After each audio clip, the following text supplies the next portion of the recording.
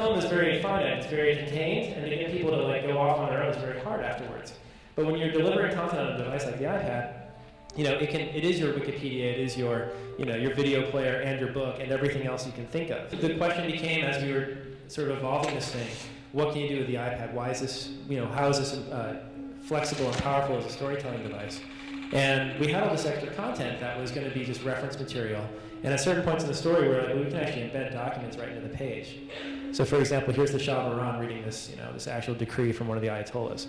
So the ability to take reference material, and I think this is really important for documentary makers, is that so much stuff ends up on the cutting room floor, and one of the opportunities with interactivity is that you can actually embed that content.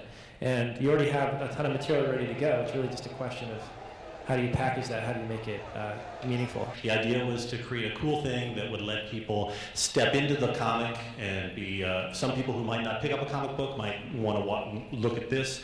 And it would also allow for a depth of exploration around all the different topics. As the story unfolds, you actually have the content kind of reacting to your touch, and it makes it really engaging, really deep and immersive.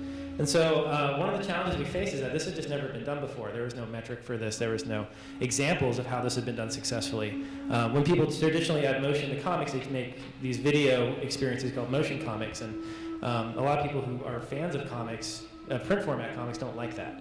So we wanted to avoid that. We wanted it to still be true to the original format. Just like you tell a story as a filmmaker, when you're doing interactive content, you have to pace out moments of audience engagement so that it matches the narrative. You don't want to have like a high emotional moment and then be like, now press this button.